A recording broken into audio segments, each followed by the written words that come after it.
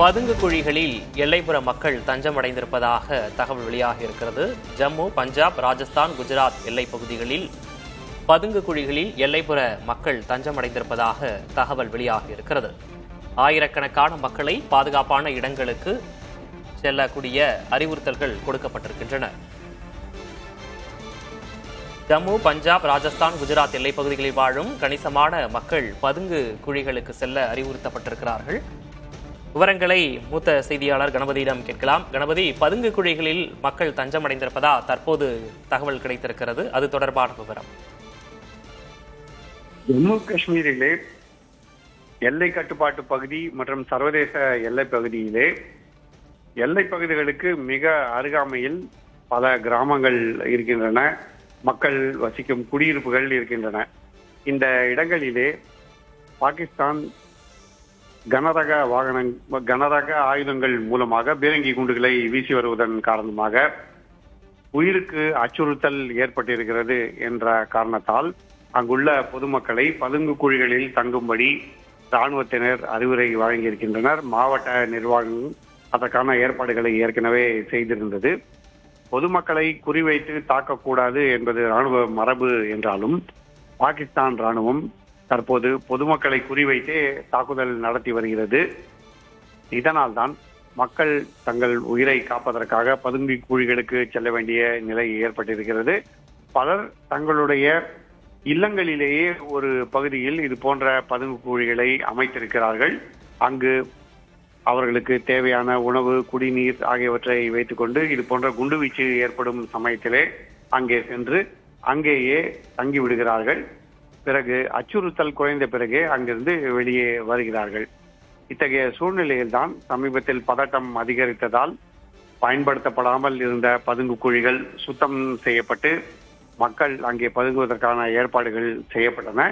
தற்போது அந்த பதுங்கு குழிகள் பயன்பாட்டுக்கு வந்திருக்கின்றன. காரணம் தொடர்ச்சியான பாகிஸ்தான் ராணுவத்தின் குண்டுவீச்சு, இதனால் ஏற்பட்டிருக்கும் பாதிப்பு ஆகியவை. விக்னேஷ், கணபதி, இந்த விவகாரத்தை பொறுத்த வரைக்கும் எதுவாக இருந்தாலும் அது பாகிஸ்தான் கையில் தான் உள்ளது அப்படின்னு இந்தியா ஏற்கனவே திட்டவட்டமாக தெரிவித்து விட்டது. இந்த சூழ்நிலையில் இப்போ நேற்று இரவு என்ன நடக்கும் அப்படின்ற மாதிரி ஒரு சூழல் இருந்தது. இப்போ இன்னைக்கு 3வது நாளாகவும் அதே பிரச்சனை மீண்டும் தொடர்கிறது என்றால் இதற்கு முற்றுப்புள்ளி வைப்பதென்றால் என்னதான் நடக்கும்? இப்போ பாகிஸ்தான் தனது சீண்டல்களை தொடர்ந்து கொண்டே இருக்கிறது. தீவிரவாத முகாம்கள் மீது தாக்குதல் நடத்தப்பட்டதற்கு பழி வாங்க வேண்டும் என பாகிஸ்தான் ராணுவம் மற்றும் ISI சேர்ந்தவர்கள் கருதுகிறார்கள். ஏனென்றால் உயிரிழந்த தீவிரவாதிகள் பாகிஸ்தான் ராணுவம் மற்றும் ISI-யால் வளர்க்கப்பட்டவர்கள், அவர்களால் தேர்ந்தெடுக்கப்பட்டு அவர்களால் பயிற்சி அளிக்கப்பட்டு அவர்களால் பயன்படுத்தப்படுபவர்கள். ஆகவே அவர்கள் தாக்கப்பட்டதை பாகிஸ்தான் ராணுவமும் ISI-யும் ஏற்றுக்கொள்ள முடியாமல் விரக்தியில் தற்போது பழிவாங்கும் நடவடிக்கைகளே ஈடுபட வேண்டும் என தொடர்ச்சியாக முயற்சி செய்து வருகின்றன.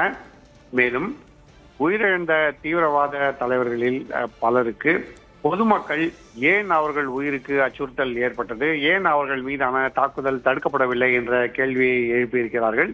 ஏனென்றால் அந்த தீவிரவாத தலைவர்களுக்கு உள்ளூரிலே உள்ள ஆதரவு காரணமாக இத்தகைய சூழல் ஏற்பட்டிருக்கிறது.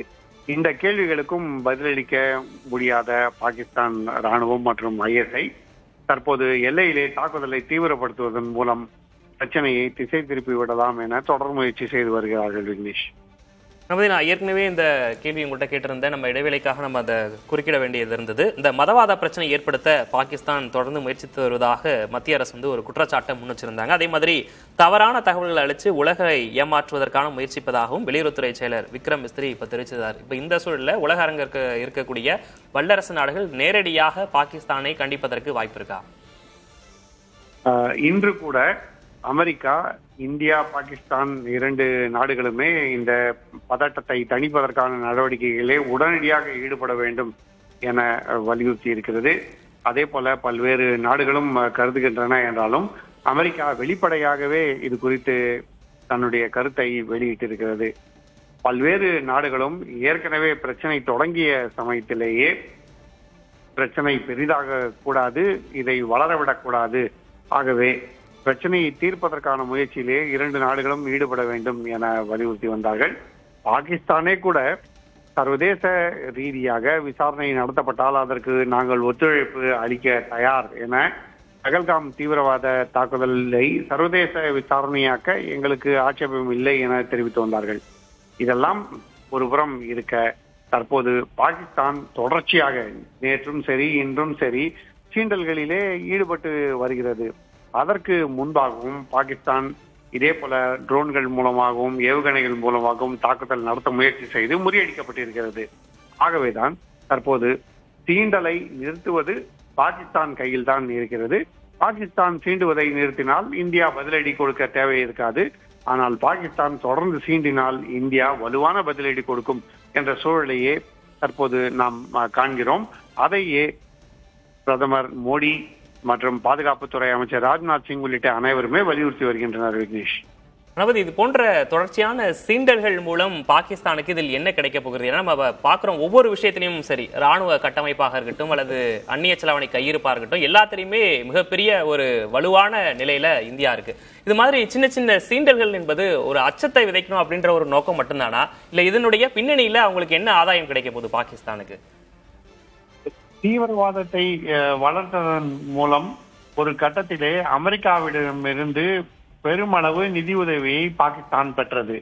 ஆப்கானிஸ்தான் நாட்டிலே சோவியத் அரசை அங்கிருந்து கவிழ்த்து வெளியேற்ற வேண்டும் என்பதற்காக அமெரிக்கா தொடர்ச்சியாக முஜாஹிதீன் போன்ற தீவிரவாத அமைப்புகளுக்கு நிதி உதவி அளித்து வந்தது. பாகிஸ்தான் மூலமாக அந்த நிதி உதவி அளிக்கப்பட்டு அவர்களுக்கு பயிற்சி, புகலிடம் அனைத்தும் வழங்கப்பட்டன.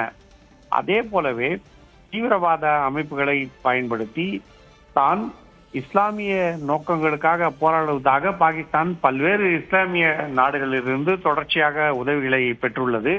நிதி உதவியாக இருக்கட்டும் அல்லது துருக்கி போன்ற நாடுகளிடமிருந்து தற்போது பெரும் ஆயுத உதவியாக இருக்கும், இது போன்ற பல்வேறு உதவிகளை பெற்று வருகிறது. மேலும் பாகிஸ்தானை இயக்கி வரும் சீனா இந்தியாவுக்கு எதிராக எத்தகைய நடவடிக்கைகளை எடுக்க பாகிஸ்தானை தூண்டுகிறது என்பதும் மிகப்பெரிய முக்கிய அம்சமாக இருக்கிறது. ஆகவே இப்படிப்பட்ட பல்வேறு காரணங்கள், மேலும் உள்நாட்டு குழப்பம், பாகிஸ்தானிலே எப்படி பலூச் படைகள் பாகிஸ்தான் ராணுவம் மீது தாக்குதல்கள் நடத்தி வருகின்றன என்பது உங்களுக்கு நன்றாகவே தெரியும். இன்று கூட பல இடங்களிலே பாகிஸ்தான் ராணுவம் மற்றும் காவல்துறை மீது பலூச் கிளர்ச்சி படையினர் தாக்குதல் நடத்தி இருக்கின்றனர். இது போன்ற விஷயங்கள் எல்லாம் இருக்கும் நேரத்திலே இதையெல்லாம் திசை திருப்பும் முயற்சியாக பாகிஸ்தான் ராணுவம் மற்றும் பாகிஸ்தான் அரசு இந்தியா மீதான இந்த தாக்குதலை தொடர்ந்து தீவிரப்படுத்தி வருகின்றன. விக்னேஷ், கணபதி, நீங்க இணைப்பில் இருங்க, நம்ம தொடர்ந்து பேசலாம்.